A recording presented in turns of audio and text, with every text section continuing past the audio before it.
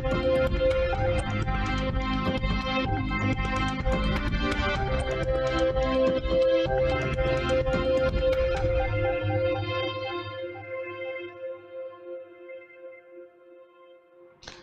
and welcome to Spectrum TV News at 4.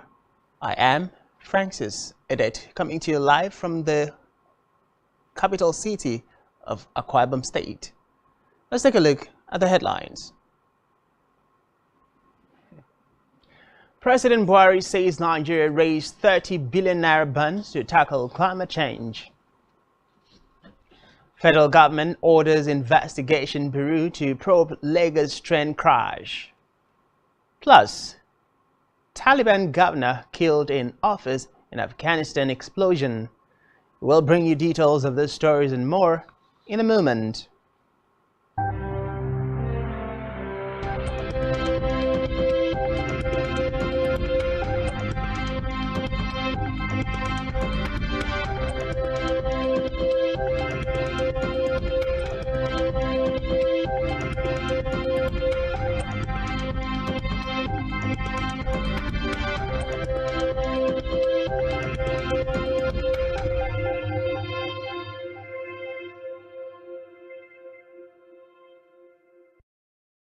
We begin this afternoon with Nigeria's leader, President Muhammadu Buhari, who has said that Nigeria raised over 30 billion naira to finance its climate change adaptation efforts by issuing 2 sovereign green bonds.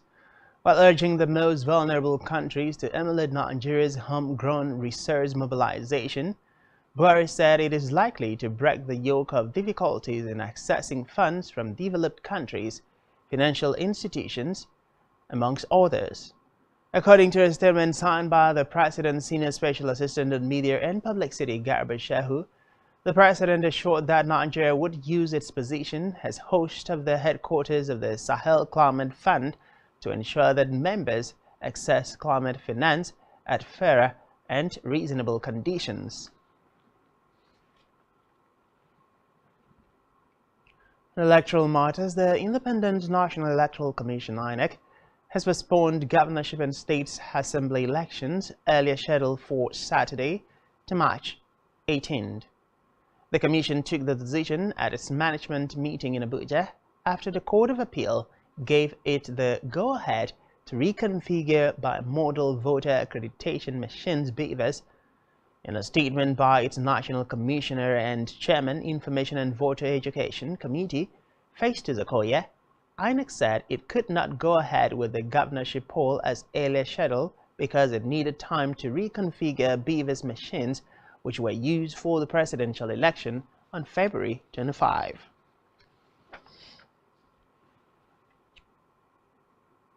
Meanwhile, the Federal High Court in Lagos has ordered the Independent National Electoral Commission (INEC) to directly and electronically upload from the polling units to the IRF the result of the forthcoming governorship and State House of Assembly elections in Lagos State. Justice Peter Lifu made the order while delivering judgment on a suit filed by the Labour Party and 41 others in which they sought an order of mandamus to compel INEC to obey the Electoral Act and its guidelines for the conduct of the elections. The judge held that the court had the jurisdiction to entertain the suit because it was commenced in accordance with the provisions of the law. And elsewhere, the Middle Belt Forum (MBF) have demanded the resignation of the chairman of the Independent National Electoral Commission (INEC), Mahmood Yakubu, alleging that he subverted the wishes of Nigerians over the Commission's failure to electronically transmit the result of the February 25 presidential election. The forum said the basics of the support of the people of the Middle Belt for the presidential candidate of Labour Party, Peter Obi, in the last general election was in line with a sense of justice, equity, and fair play. In a statement, the president of MBF, Pogo Bitrus in Abuja, emphasized that the INEC chairman should either resign or be sacked by President Buhari. On judicial matters, the Federal High Court in Lagos has adjourned till June 7 for further hearing in the alleged 21 billion naira fraud involving a former Chief of Air Staff, Adesola Amosu, and 2 others. Amosu is being prosecuted by the Economic and Financial Crimes Commission (EFCC) for alleged conspiracy and conversion of the funds belonging to the Nigerian Air Force to their personal use. Also being prosecuted with him are a former Chief of Account and Budgeting and Air Commodore Babe Owoduni, a former Director of Finance and Budgeting. Recall that on Tuesday, November 13, 2018, the anti-graft agency rearraigned Amosu and the defendant on amended 13-count charge bordering on money laundering to the tune of 21 billion naira.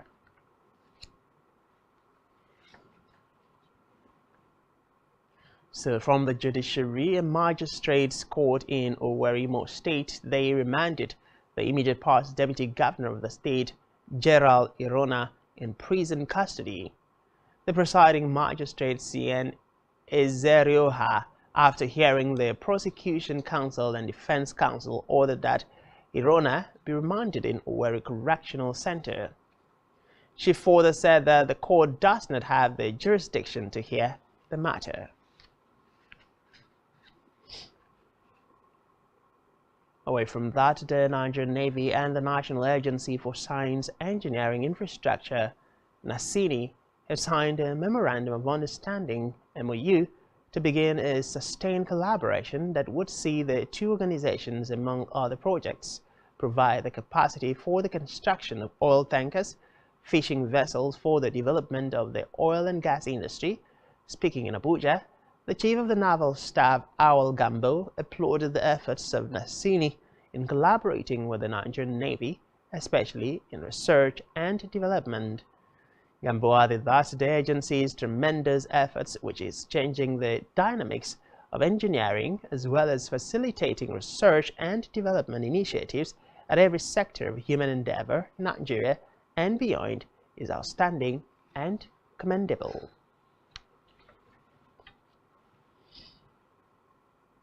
In a separate development, the Director General of National Youth Service Corps NYSC, Yushau Ahmed, has inaugurated a 13-man think tank committee to drive the actualization of its 5-point policy for the scheme. While inaugurating the committee, the DG reiterated his promise and readiness to take the scheme to enviable heights with innovations. Ahmed charged members of the committee to work with all departments at the National Directorate Headquarters, Abuja, the NYSC area offices, and other structures of the scheme, as well as liaise with various NYSC stakeholders towards the actualization of the policy thrust mandate. He encouraged them to be diligent in their new assignment, adding that they had been selected on merit. On a sad note, 3 persons have been confirmed dead by emergency responders and over 82 persons injured and rushed to the Lagos State University Teaching Hospital, LASUT, in Ikeja as a moving train rammed into a state bus conveying civil servants to work this morning. The Lagos State Traffic Management Authority LASMA spokesman Adebayo Tafik said though the bus involved in the crash is the same as the regular BRT buses in the state, the bus was a staff bus of the Lagos State government. Meanwhile, Lagos State Governor Babajide Sanwo-Olu has visited injured victims of the crash at the hospital.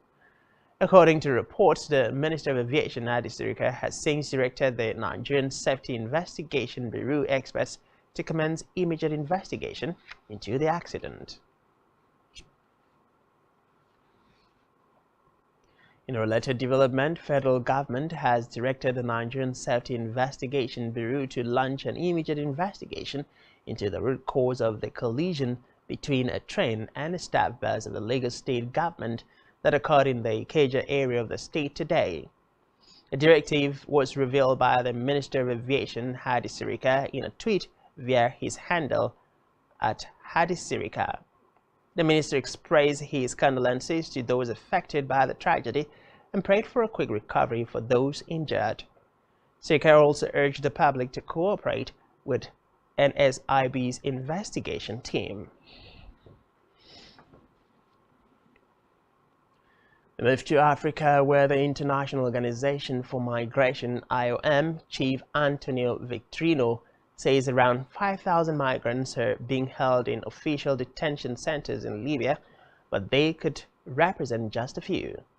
Speaking in Geneva, Victorino decried the violation of the rights of migrants in Libya as he urged them to look for alternatives to the detention of people on the road to exile. Recall that in Libya, the UN Agency of Migrants collaborated with the refugee agency UNHCR to provide assistance to migrants in official detention centers.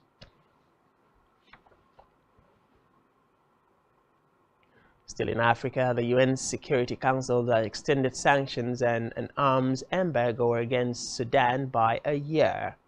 A 15-member council voted to renew the mandate of the panel of experts charged with monitoring and implementing the sanctions and embargo until 12 March next year. 13 countries so far voted in favor of the motion, with Russia and China abstaining. Meanwhile, China's representative Dang Bing said the sanctions were outdated and should be lifted.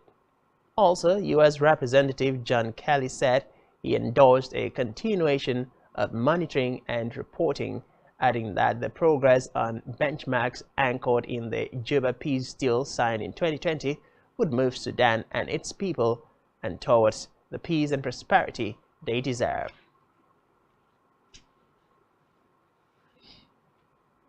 On the foreign scene, Taliban governor of Afghanistan Northern Balk province Mohammad Dawood Mazumil has been killed in an explosion in his office. Mazumil was the most senior official to be killed since the Taliban returned to power in 2021. Violence has since drastically reduced, but prominent pro-Taliban figures and others have been killed in a series of attacks, many claimed by Islamic State. While local police said the cause of the latest blast was unclear and there was no immediate claim of responsibility.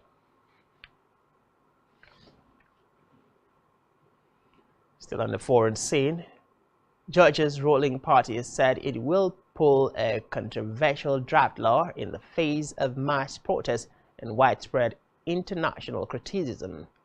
Georgian President Salom Zurabishvili, while backing the protesters, said his party was pulling the bill unconditionally.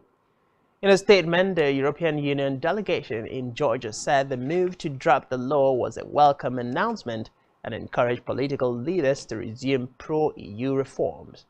Recall that thousands of protesters had taken to the streets in Tbilisi this week as the Russian-style law began its passage through parliament.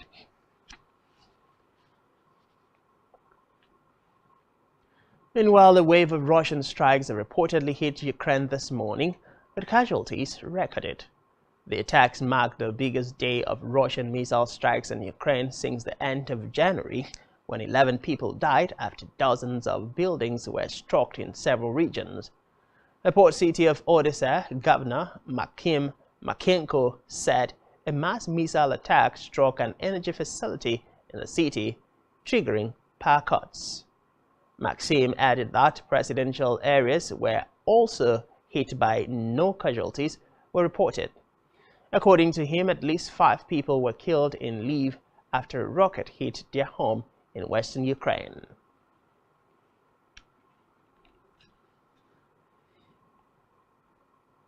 And still to come in the news, France fires Diacre as women's football team coach. Do stay with us.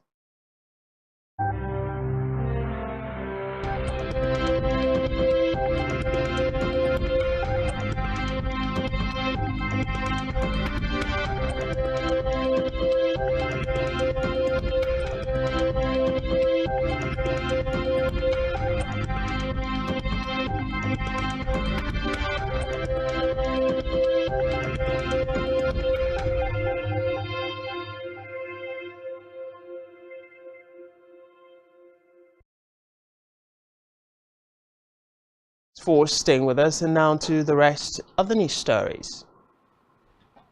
In business, the Central Bank of Nigeria has issued operational guidelines for open banking in Nigeria to ensure stability in the nation's financial system. The apex bank in a circular said the guidelines would create greater access to customer-focused data sharing between banks and third-party firms. The circular signed by the Director of Payment Services Management Department, Musa Jimo, titled Issuance of Operational Guidelines for Open Banking in Nigeria, said the guidelines were part of the central bank's mandate to ensure financial stability in Nigeria. According to the circular, stakeholders were mandated to ensure strict compliance with the guidelines and other regulations.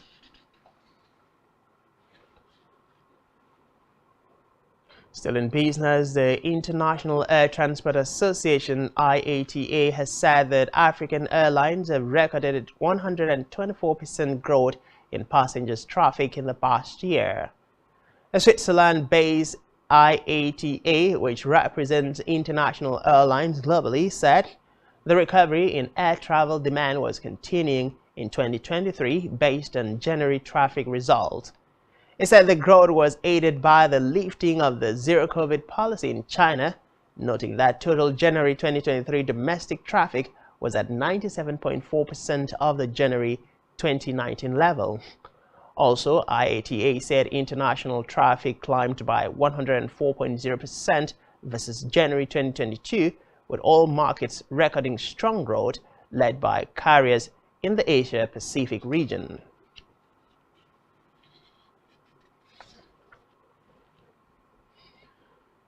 In health, women have reportedly been identified as the primary victims of wars and conflict, yet they remain severely underrepresented at diplomatic negotiations. Executive Director of UN Women, Sima Bahos, who stated these, therefore called on the international community to do more to protect the lives, health, and rights of women worldwide.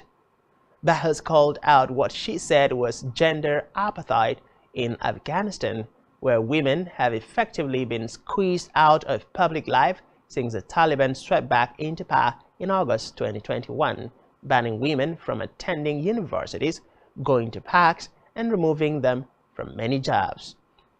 Turning to Russia's war against Ukraine, which is now in its second year, Bahos said that women and their children represent about 90% of the 8 million Ukrainians who have had to flee the country, while women and girls constitute nearly 70% of the millions displaced within Ukraine.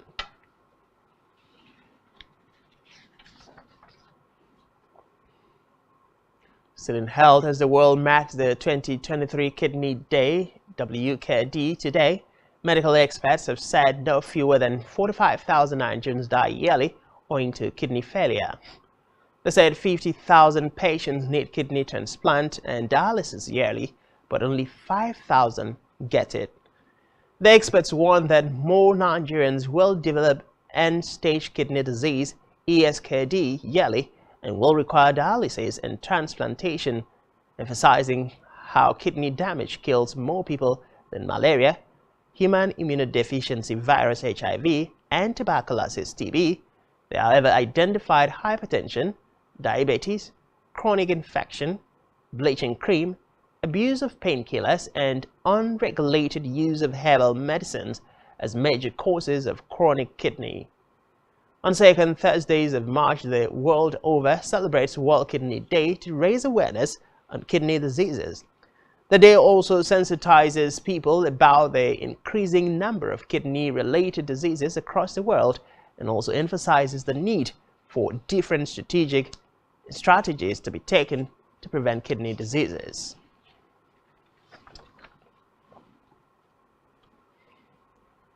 We move to sport, where AC Milan have progressed to the quarterfinals of the Champions League for the first time since 2012, as the Italian champions held out for a 0-0 draw at 10-man Tottenham to win 1-0 on aggregate. A European elimination horde on the heels of an exit from the FA Cup means Tottenham, 15 years wait to win a trophy, will extend for at least another season. Meanwhile, Spurs had lost 4 of their previous 6 games, including defeat to second-tier Sheffield United in the FA Cup.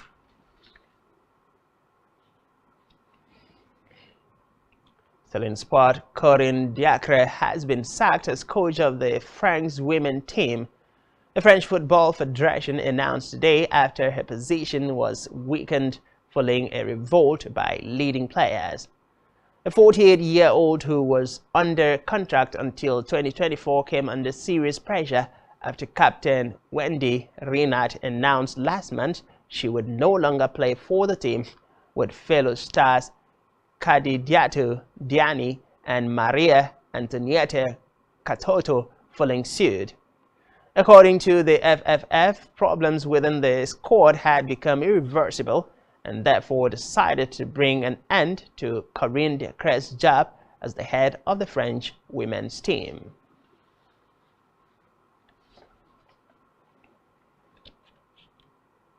On our entertainment news, a musical based on the life of the late U.S. singer Frank Sinatra is set to open in Birmingham in September.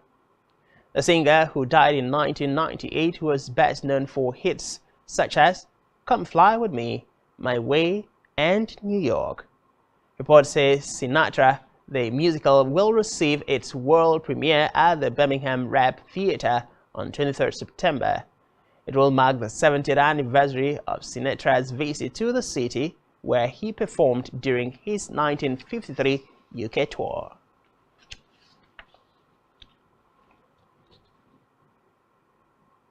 Still on entertainment, the president of Ukraine, Volodymyr Zelensky, has appeared on Billboard's charts entry. His appearance on the Billboard charts followed his spotlight on Brad Paisley's most recent track, Same Here. The song titled Same Here hit the waves with more than 5,000 downloads. The track, Paisley's co-written, was initially released on Universal Music Group, Nashville's Records.